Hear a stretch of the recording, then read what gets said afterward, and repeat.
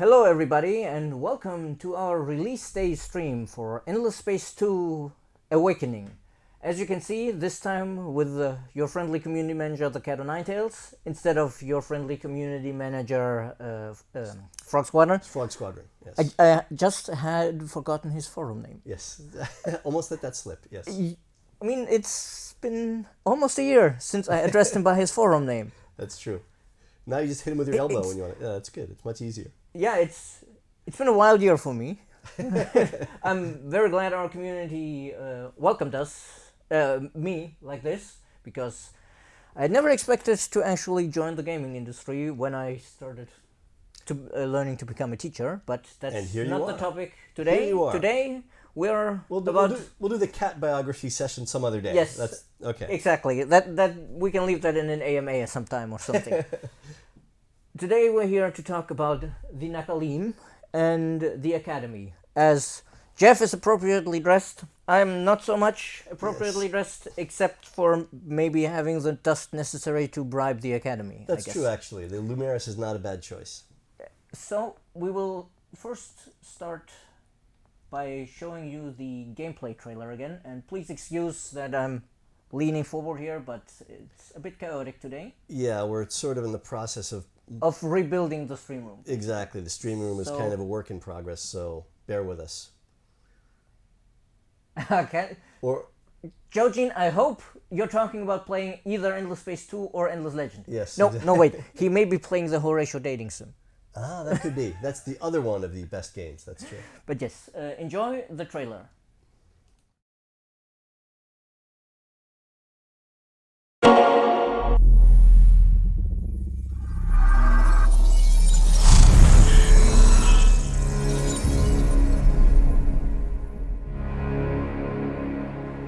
I look out and see the glory and power of the Nakalim Empire.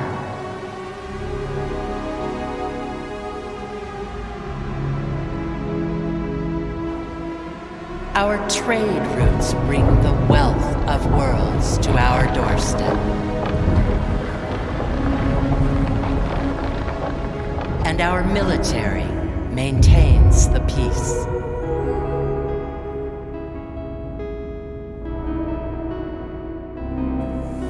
Now, the messengers of our gods awaken my people from their sleep, calling upon our strength.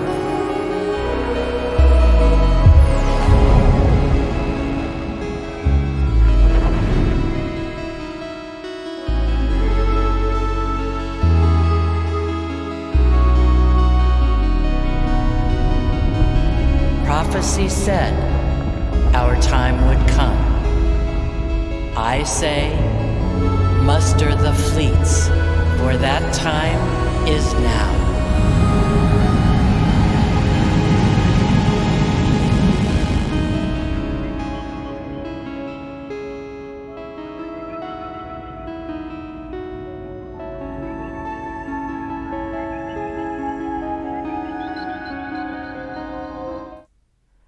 Well, the reveal trailer, as you can see, is not entirely up to date, because actually Awakening has been out for an hour. That's so true. You can already be playing it if you've either pre-purchased it or purchased it right after launch.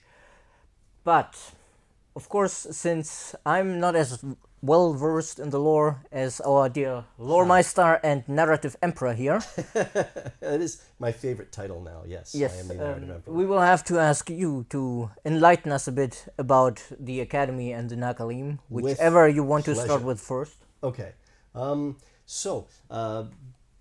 overall idea for the Nakalim came from this idea of like the Roman Empire after the fall, right? The idea that there was this empire that was huge and powerful, and for whatever reason, it faded. But let me be a bit nerdy now. The Roman Empire after the fall, which one, the Western or the Eastern? I'd say Western, actually, at this point. But we're thinking more Justinian. He was Western, wasn't he? No, I think Justinian was Eastern. You guys can fact check I think this. Okay. Justinian was Byzantium, as far as I know. Yeah. That's Eastern. That's Eastern. I'm sorry. Yes. I was thinking of the right person. I said the wrong word. Okay.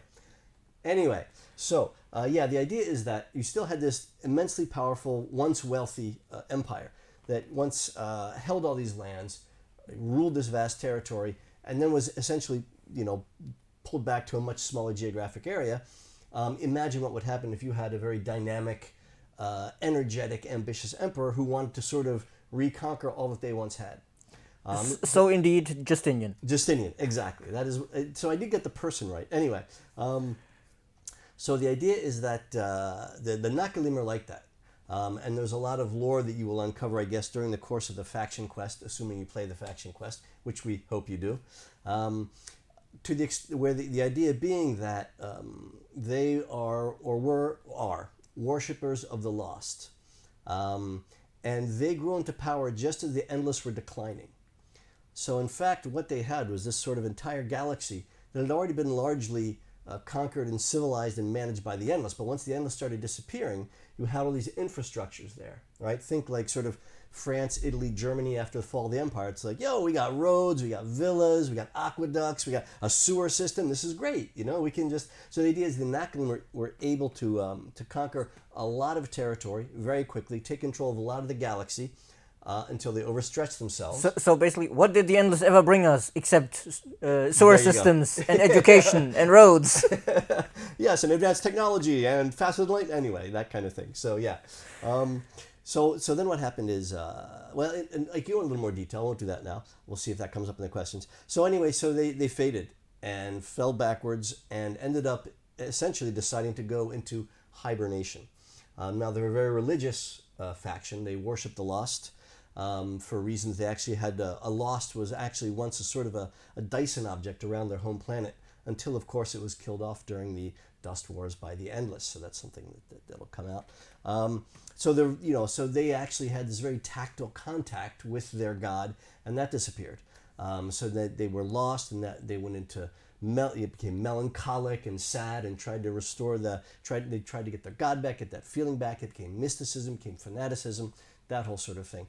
But eventually they declined and they fell backwards, and they went to a prophecy. The prophecy was that someday they will be awoken from their hibernation when a Messiah comes to awaken them, and at that moment they will go back out, they will retake the galaxy, the lost will return, and it shall be as it was in the glory days. So this is sort of the background and the mentality of the faction that you'll be playing with. And there's a little more subtlety than that, but that's like the big picture of what the Nakalim are. Yep. So let me, in the meantime... Oh, sorry, wrong direction. On the note of the fanaticism, we can see that Right. pretty well in this piece of art, right? Yeah, so these are the heroes, the heroes of the Nakalim. Now, what you also see with the hero portraits and the heroes is typically until now, anytime you have a new faction, you get 4 heroes from that faction. Again, on the sort of Roman Empire theme, there's 2 heroes that are Nakalim. There's also 2 heroes with the faction, but that originally came from other factions. This idea that as the Roman Empire grew, these tributary tribes sort of became Romans themselves and became critical parts of the military, the administration, and that sort of thing. So in the same way, there's heroes that are now part of the Nakalim that actually came from other empires. And I think that is one of the original Nakalim. Yeah, and this is actually not one of the heroes. This is the population. I knew that. That's one of the original Nakalim we have here. This is actually the starting hero of the Nakalim. This is the hero that you'll begin your game with when you play the Nakalim. He's a very attractive fellow. They actually used me as a model, and I think it came out great. You'll see a very important gameplay thing that I'm sure Kat will get into later is this idea of relics. So what happened is when the empire grew and they were at the height of their wealth and power, they created these religious relics of the lost, relics of dust. And the empire shrunk back down again, but those relics are still out there. And as you grow and as you expand, you're going to be seeking these relics so that you can bring them back and you can use them for a lot of different things in your empire. I guess we can get into, we don't have to talk about the science gameplay now, but the relics would be useful for a number of things. Maybe mention why they have these science issues, because for example this hero actually looks relatively scientific, but they're not exactly great scientists, are they? No. So that's the whole issue, is because they grew sort of as with the lost as their patron, scientific research was not that well known. It more became scientific gifts from a greater power. Either they learned it from the endless as they expanded into what used to be endless territory, or they received knowledge directly from the lost. The idea being that at the end of this time of expansion, they had lots of modern technology, but not a great idea of where it came from and how to develop it themselves. So there's that kid in school that copied all your homework, and because his parents are better connected, he's later your boss, even though you're better qualified? Wow. Yeah, we're definitely going to get into Kat's biography later. This is sounding pretty interesting. Anyway, so... You know, I was on the other end of that exchange, being a teacher. Right, okay. Okay, this is going to be juicy. The next episode. Anyway, so that's the idea. Essentially, yes, they were homework copiers, and so they're able to have a very powerful empire without necessarily the scientific knowledge that needed really to develop it. So now that they're starting over again, they start with a lot of science, but they have a very hard time developing more. And that's one of the things the relics that you will discover is used for, is to actually gain back that scientific knowledge. And as you gain relics and discover relics, you can start to rebuild your scientific knowledge. And now to return to the cosmopolitan idea, Right. This one I will say a few words about. This is definitely for you. Yes, because this is a remnant hero, and you may remember, I think it was actually 3 or 4 months back, when we first pitched the idea of this fallen empire to all of you. We also brought up, yes, of course, having the, geographical is not the right word, the galactographical extent they had before. Whatever. The astronomical extent is probably good, yes. They had, of course, been in contact with many other factions, and, as Jeff said, integrated them into their society. Romanized, so to speak, Nakalimized. Nakalimized, I like that. And this hero, we gave you the choice of which faction should they come from. A Remnant, Celtic Ma, or Calgaros, and the Remnant won quite narrowly. Quite narrowly and right at the end. I think it was something like 45% for the Remnant and 40% for the Celtic Ma, and the rest for the poor Calgaros. Poor Calgaros. Nobody liked the Calgaros for some reason. I don't know why. Yeah, I They're the mean, cocktail makers, right? Yes, exactly. I was about to say, why would like you them? not like the cocktail makers? And here we can see he has fully adopted the Nakalim culture. The regalia, the culture. The regalia, even the relic, even though the remnant might not actually need the relics. And of course, there's also an interesting parallel in that the remnant were also in hibernation for a couple hundred years. Yes. So he probably feels a bit of kinship to them. Yes. I mean, I have no idea how long they've been in hibernation. That's more a question for you, which you will probably answer with a significant amount of time. Yes, it was a while, I think, to speak the technical term. Yeah, it was a while. So until we actually become more, that's going to be my answer. But as we mentioned, you had voted on the race and the bio of this hero, but the vote for the faction was quite narrow. So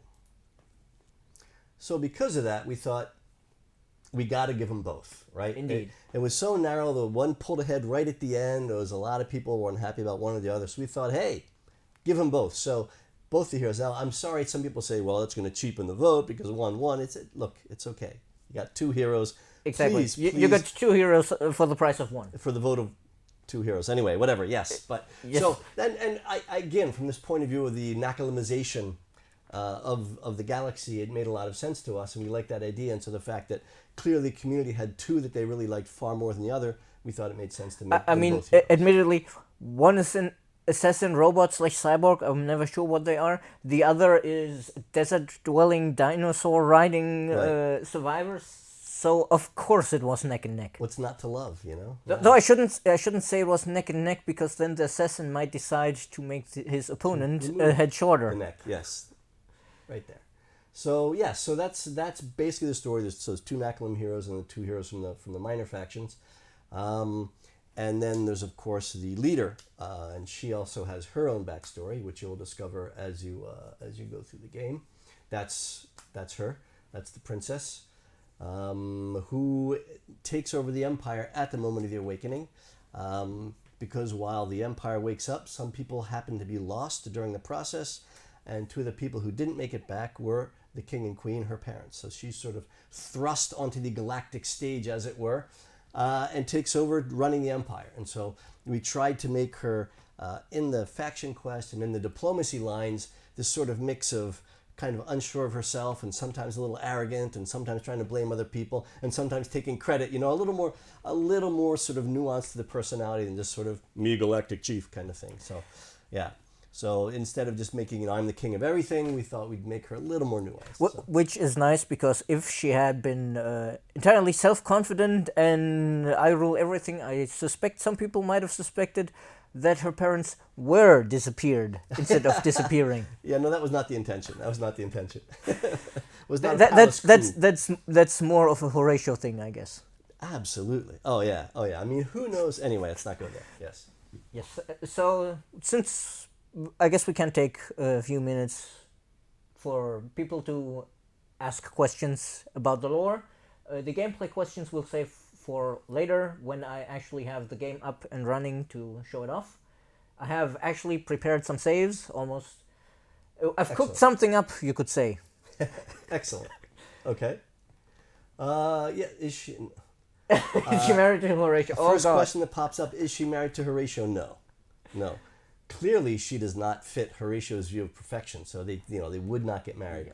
I don't know if she would choose Horatio either, so we'll just, leave those two separate, I think. This is an interesting question, but I'm not sure if you might be able to answer that. If the resemblance to Anubis of the headgear is intentional. To a certain extent, when the artists were coming up with the images and the ideas for the faction, there was some inspiration that's sort of Kemet, shall we say, ancient Egypt.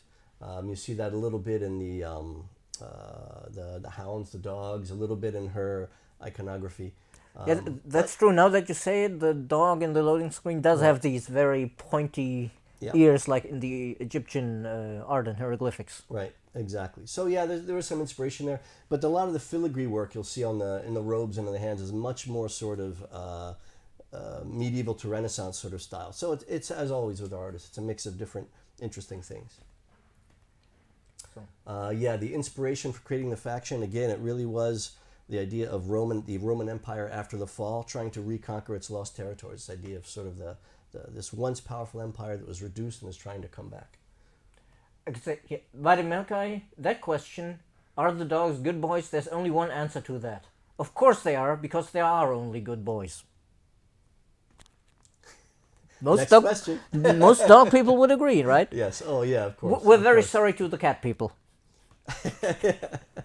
Yeah, no. You just have to. The cat people will just have to play Horatio, because I guess that's the closest thing we have to a cat's attitude. That's actually true. I never thought of that. Yeah, now the cat lovers are going to bombard us. But anyway, yeah, I can see that analogy. There's that question we've been waiting for. Vojani and Nakalim ever crossed before? Typically, I would say that the Nakalim went into hibernation before the dust explosion and the rise of most of the factions of Endless Space 2. So I would say it's unlikely that they would have crossed the Vojani. Potentially, they could have crossed some of the older factions. The Hisho, the Cravers. The Cravers are interesting because they're going to hate the Cravers for two reasons. A, because they're the Cravers, and the Cravers, nobody likes the Cravers. But not only are they evil killing machines, they are evil killing machines created by evil killing machines, the Endless. Because it's the Endless who killed the Lost, their god. So they sort of like doubly hate the Cravers. So would they hate or pity the Hisho for their relationship to the Endless? No, the Hisho they wouldn't hate for that. I mean, pity might be a good point, actually. They would look at the Hisho. I think they'd be more worried about the Hisho desire for conquest. And their view of honor versus what the Nakalim view of honor might be. No, please don't perpetuate that Hisho are necessarily conquerors. They're all about the fighting, not about the conquest.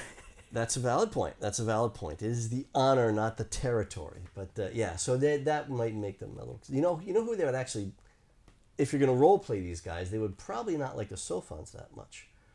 Because they would view the Sophons as fairly pitiless in their application of logic and reason. And this idea that all of everything you believe could be turned over by your next experiment, that would be really unsettling to a sort of a more traditional religious faction like the Nakalim. Yeah. By the way, as far as the gameplay goes, religious and ecological. Yes. Their political tendencies. The idea being that they're religious, traditional, somewhat conservative from that point of view. But you'll learn more about that in the faction quest. And then ecological. Again, their planet is a desert, unfortunately now. Though when they look out at it, do they see that it's a desert? Or do they imagine other things? Anyway, you never know.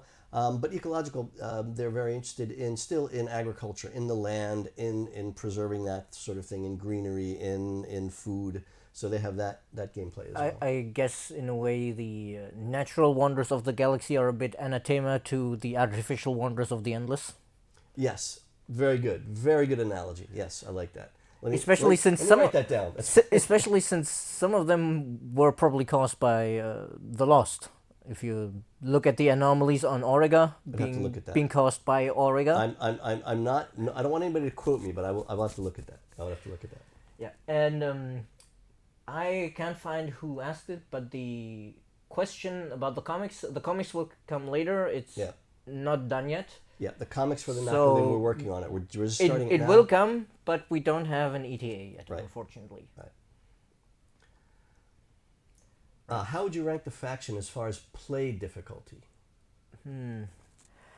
It certainly helps new players that you have a strong start with your research and you have a lot of colonization options. But at the same time, you need to be way more picky with your research because everything is very expensive and you have pretty bad research at the start. Yeah, you have a very strong start. But some of the VIPs... But it's not going to be easy. Yeah. The VIPs have actually pointed out that it's interesting that playing the Nakalim has taught them a lot about some of the other game mechanics they haven't used as much. Like the hacking, because it's very useful to steal technology from other people. Right, sure, of course. Or the diplomatic pressure, because the Nakalim are all about using their influence to convert others to worship the academy. Which of course also results in a lot of diplomatic pressure. Right, exactly. So they have a lot of diplomacy and there's a very special relationship. Now, of course, another big gameplay feature besides the Nakalim is the academy. So there's going to be academy diplomacy. You'll actually be talking with the head of the academy, Isyander, and the Nakalim can. Well, I don't know how much we should get into the gameplay here, but no, I will get into the gameplay in a few minutes. Perfect. So, Kat will explain all of that in a few minutes. But yeah, so the academy will be a living, breathing entity in galactic diplomacy, much more so than it has been. So we're kind of excited about as far as Vojani breathes, I guess. Well, the other heroes do. The other people in the academy. Isyander, he just thinks mostly, I guess, and gives orders. There's been some questions passing by that I'm just going to ignore for certain reasons. I'm very sorry if you ask them. I'll get to them eventually on the forums, I think. I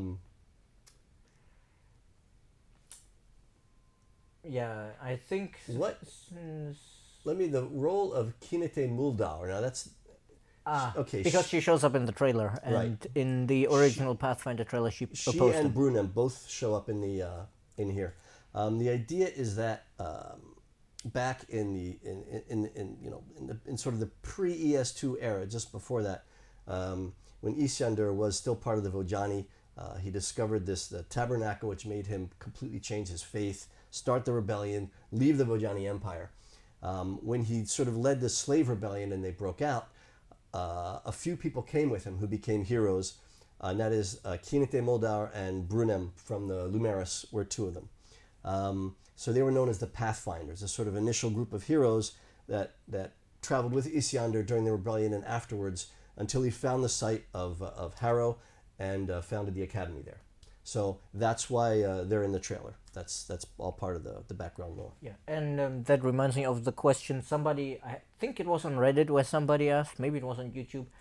You saw in the trailer that at this time Ysander was still dressed in black. So I guess he adopted the white after founding the academy. Yes, exactly. Because the white also matches, of course, the heretic/academy fleets and the special... Not by accident. The special Pathfinder hero ship skin. Yes. From the deluxe edition is also white. So exactly. He decidedly opted to distance himself from his sister. Vojani, specifically, yes, by changing the color of the garb.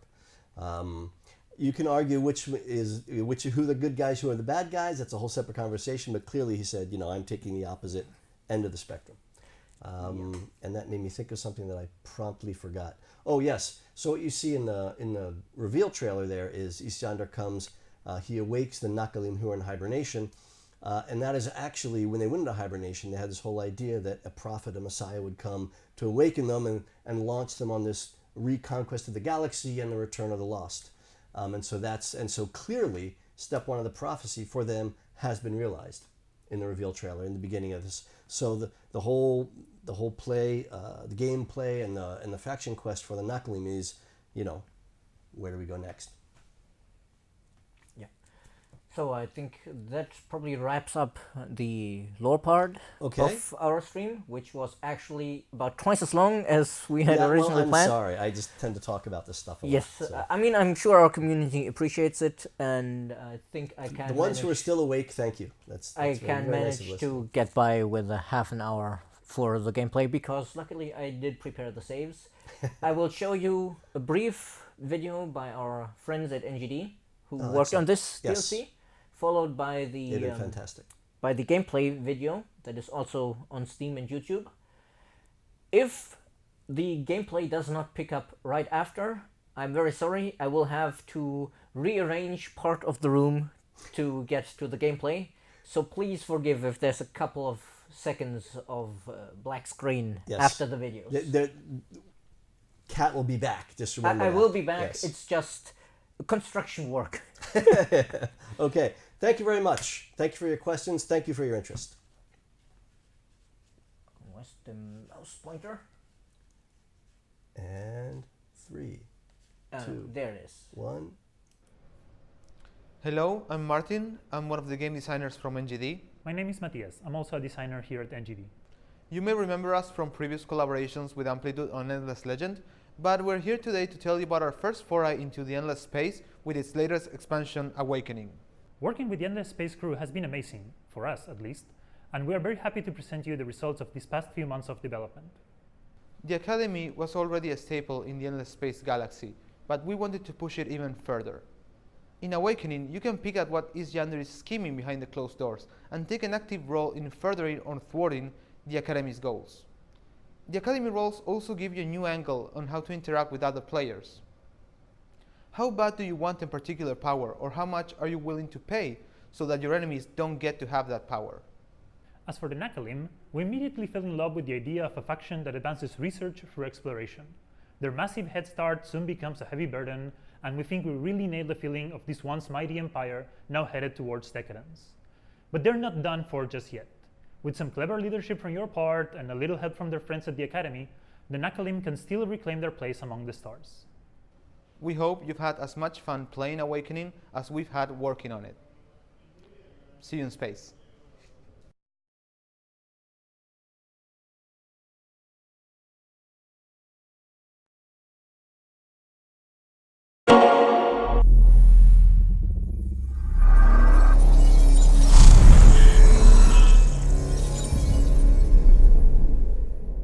Awakening is Endless Space 2's fourth expansion. Introducing a brand new major faction, the Nakalim, and bringing the Academy into play as a galactic empire. You will now be able to interact and negotiate directly with Isyander. As his grand plan takes shape and rumors of the lost begin to circulate, the Academy is set to take a more active role in the future of the galaxy. The Nakalim faction, an ancient group of devout explorers, warriors, and believers, once formed a vast galactic empire that fell into decline when their gods, the lost, were slain. The Nakalim dream of the day when those same gods return.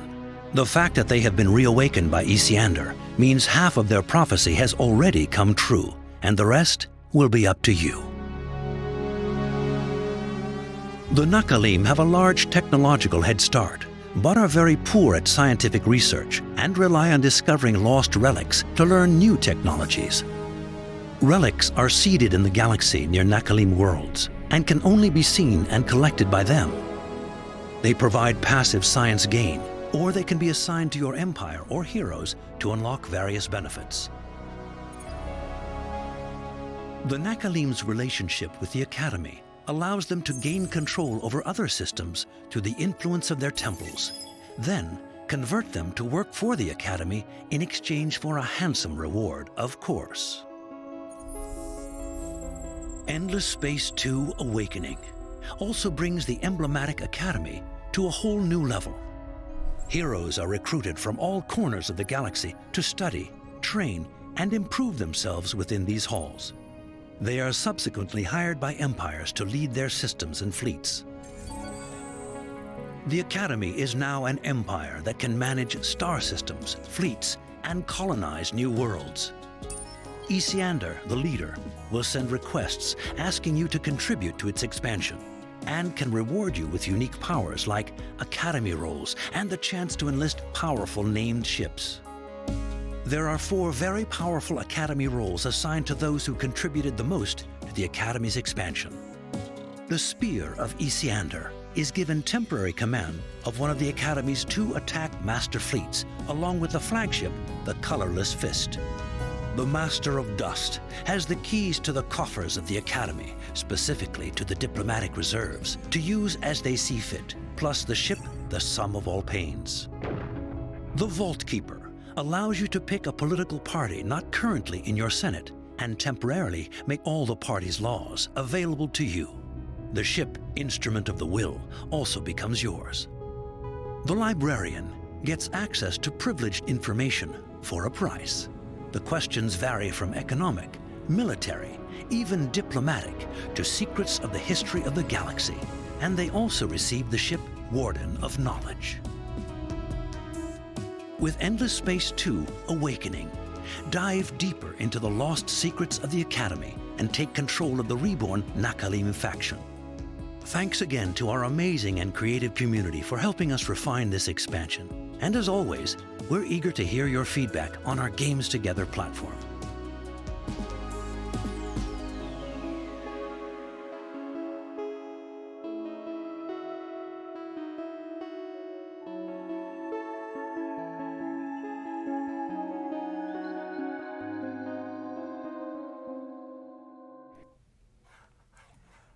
Okay, everybody, so welcome back to our stream. Let me just realize I don't actually have the camera. So where is it? Video capture device. Let me just put myself down here in the corner as usual. Right. So, the gameplay of the Nakalim. You may immediately notice a new graphical effect here on the stream. And by the way, I'm sorry if we blew out anybody's ears with the Sega logo, because it is a quite loud beep. And I tried to adjust the volume after, but hopefully it's fine now.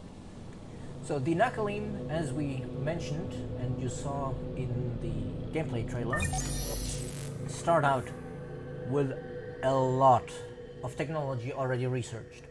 And for the people who have own supremacy, if you disable the Behemoth quest where it's in private and have the option to research Behemoth texts unlocked from the start, you immediately get these texts as well. So without the quest, the Nakalim will be immediately able to build Behemoths. The problem with that is, yeah, we have 55 science per turn. That's okay for turn 1, but if we look at our system, we will notice we have 3 people in our home system and absolutely no science, because in the Nakalim Empire, population never produces science. And even here, our system output, usually our headquarters gives us 10 science a turn. For the Nakalim, that's halved. And if we build, for example, the cerebral reality and get 15 science from it, again, gets cut in half. Public-private partnerships, cut in half. So we get very little in the way of research from our own systems. How can we solve that? Well, that's what this beautiful graphical effect here is like. The Nakalim alphabet floating in space here. This is a relic. which means we can send a fleet there.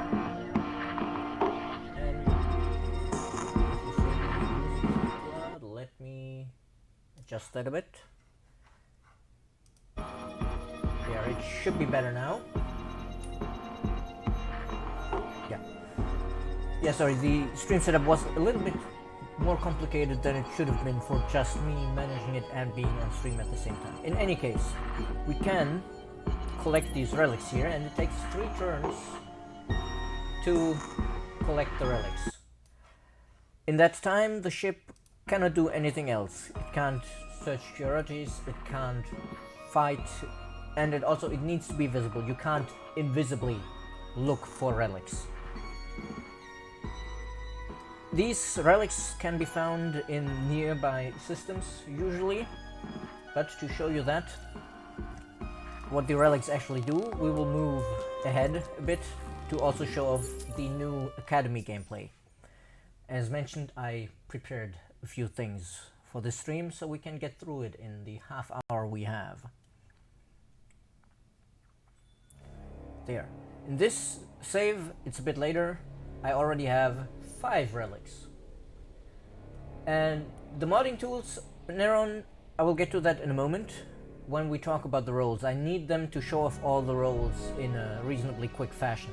They're the dev tools, and I just need them for demonstration purposes here. We can see here now we have 250 signs from relics, because we have 5 relics. Each one of them gives us 50 signs. Okay, that's a nice boost, but we can use the relics for other purposes. For example, we can potentially assign them to our empire to boost our influence, our food, dust, or industry. However, we do need to have temples to be allowed to do that. Temples are a new special planetary specialization for the Nakalim here.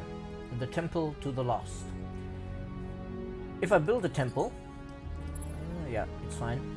You can see now, let's move some people over so we have a nice large output here, 55 industry. If I end the turn, we will see that this temple, oh, no research selected. Yeah, let's just pick up something. This temple will, unfortunately for us, it's nicely marked here, but unfortunately, it no longer produces anything, this planet. But having this one temple will allow us to boost our overall influence output if we assign 1 relic. That of course means that now only, okay, we gained a relic somewhere, so we had 6 relics. 1 of them is now assigned on Empire, so we don't get 300 signs as expected. Instead, we only get 250. We can also look at our heroes and see they have a special, unique relic skill, well, branch. Not a tree, it's just a branch, it's 1 line. And we can spend relics to unlock this. And these skills actually get more powerful the more relics we assign to this hero. So if the first skill uses 2 relics, so assigning it will give him plus 10% influence on system. Okay, if I assign the second one, then I have 4 relics assigned to him. Then now it's 20% influence and 20% health. The problem with that, of course, is now our science output is back down to 50.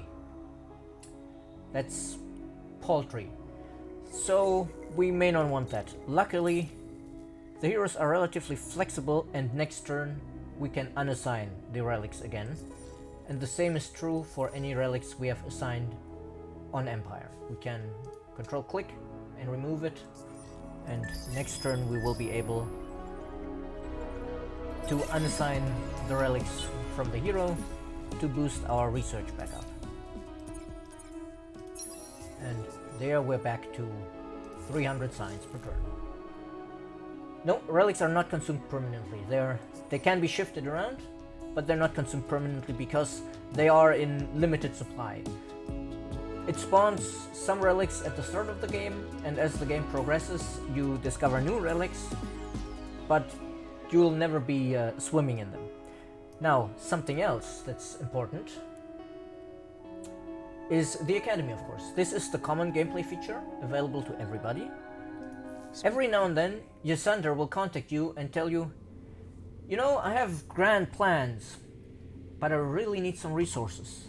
And he may ask for dust or influence or strategic resources, as we can see here, Hyperium.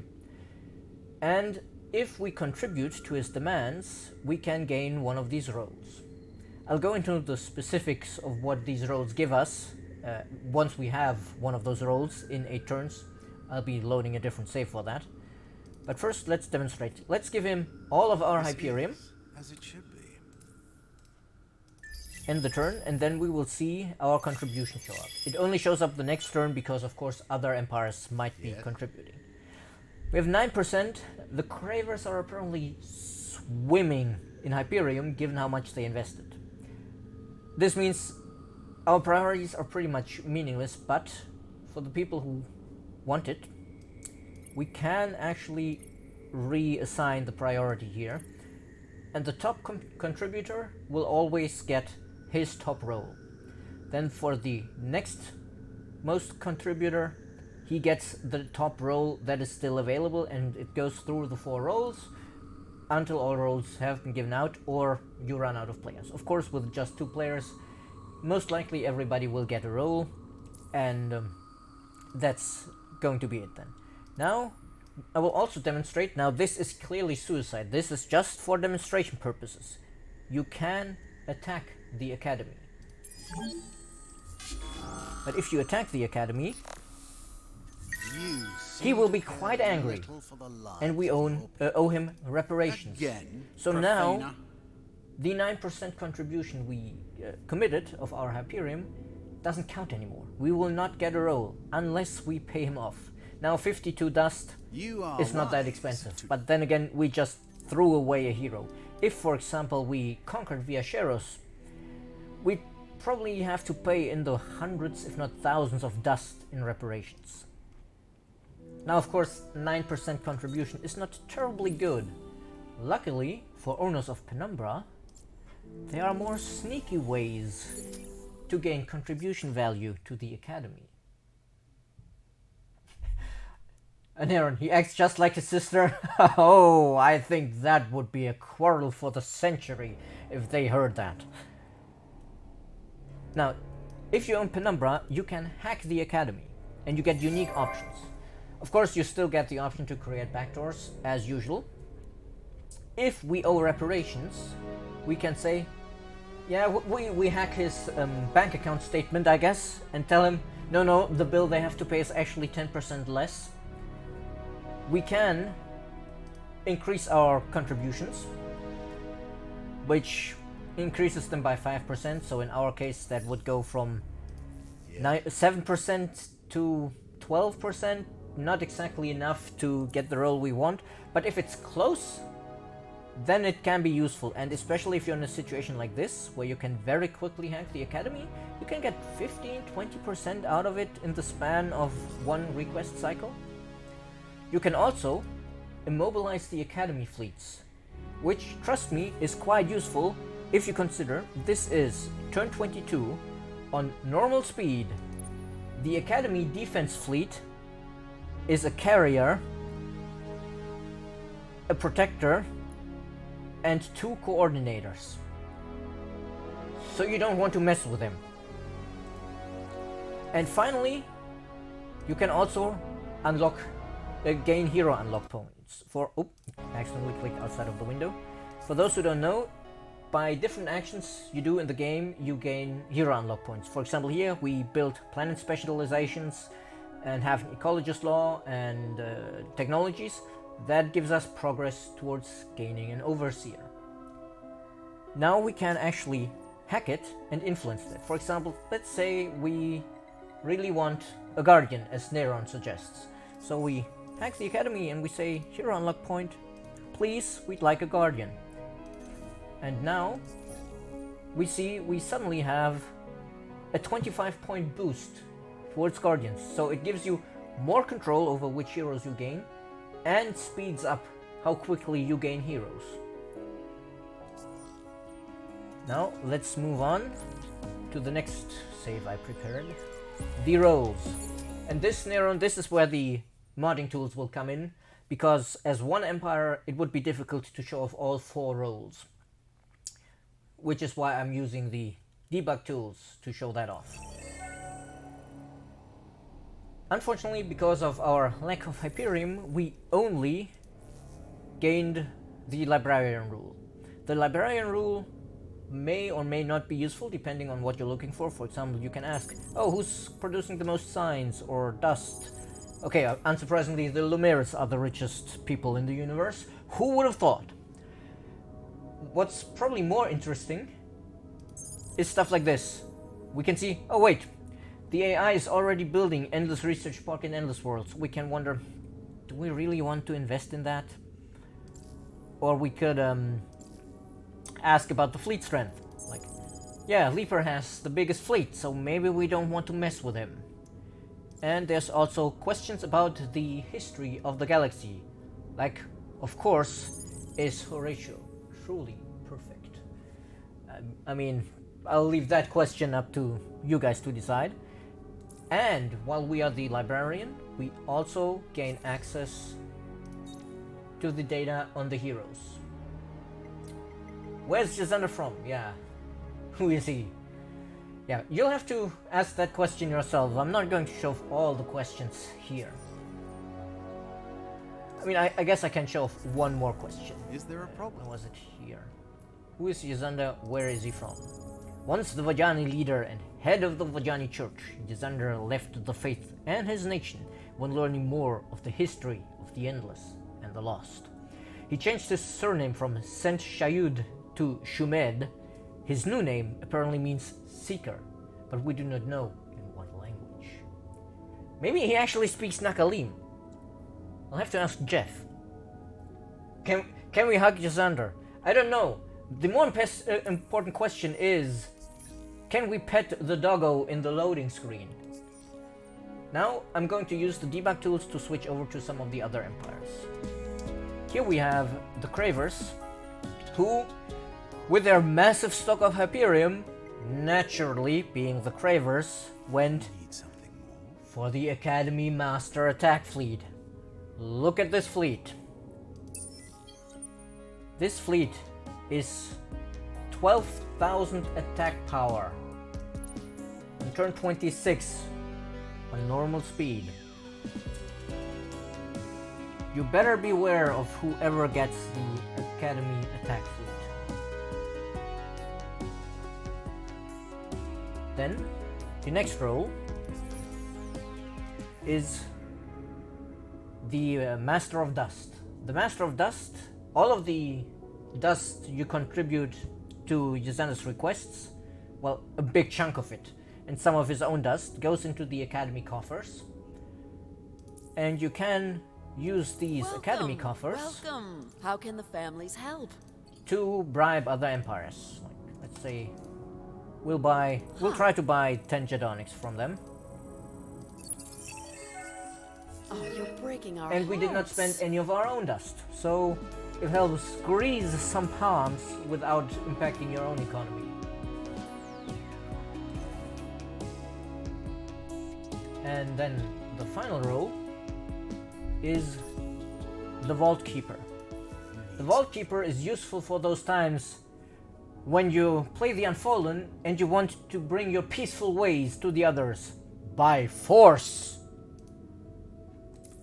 Because we can select one party, not currently in our Senate, and then we can, let me abolish this, enact any of its laws, regardless of their current experience. So we can get the most powerful laws at the very first request cycle. Which, 40% damage on weapon modules, it's pretty good. But all of the roles also... Yes, Neron. Democracy can have 4 political parties. And all of the roles get access to one of the flagships of the Academy. You just have to pick where it needs to go. Like, let's say we send it home. And, oh wait, we don't actually have enough dust to rent it, so let me fix that. Nothing to see here. Nothing at all. You did not just see the numbers jump up. You need something more? So we pick our target system, we rent it, and now we have a carrier ship with some military problem. Let's see, where's the values actually? Oh no, I need to look here. Yeah, 4,000. Let's start. It's decent at turn 26, I'd say. Yes, Neron, the game was rigged from the start, but please don't shoot me in the head, okay? I don't have a chip to take to New Vegas. And then I think, yes, as the Nakalim, we have another option to interact with the Academy. I mean, I guess maybe we can send him some good boys, maybe he'd appreciate that. But what he really does appreciate is us sending him systems. Because, as mentioned before, temples speed up how quickly the influence area grows, and when a neutral or enemy system is in the influence area... no, Neron, you cannot mess with the Yazandra's designs. I don't think he would appreciate that. Anyway, when another system is within the influence area of a temple, it starts peacefully converting it the same way you can usually do if you have unlocked the appropriate research. Which one was it? Was it here? No. I forgot which one. This one, I think. Yes. The supralight content systems. And when you do that, of course, you have to pay influence if the progress is not finished. The Academy will remember. Then Yazandra will grant you relics, which is a very good source of relics. 4 relics is not bad. And also, this system will pay us half of its dust, science, and influence. The dust and influence is nice. The science is extremely valuable for us, of course, because it doesn't suffer the penalty that our own systems take. So we get the full science output. Here we have plus 57.9 from relations with minor factions, and plus 4.9 from Academy science systems. This is not necessarily a well-developed system, as you can see, with just 3 population, but if you manage to take over a properly developed system like Nakos or Shaddai, that's going to be quite powerful. And if Yazandra is currently asking for contributions, this should also give you contribution points towards the next role. Finally, one remark. You see, we have in our system overview, no wait, here, 2 systems, but our victory progress says 3 systems. So any system we gift to Yazandra still counts for our conquest victory. So we can convert the entire galaxy, or I guess what, 60% of the galaxy, to worship the Academy and the Lost, and win that way. Which is, of course, it's not easy because you need quite large influence circles for that. But it's possible, and they do give you some nice... Wait, let's actually, since there is a request going, we should be able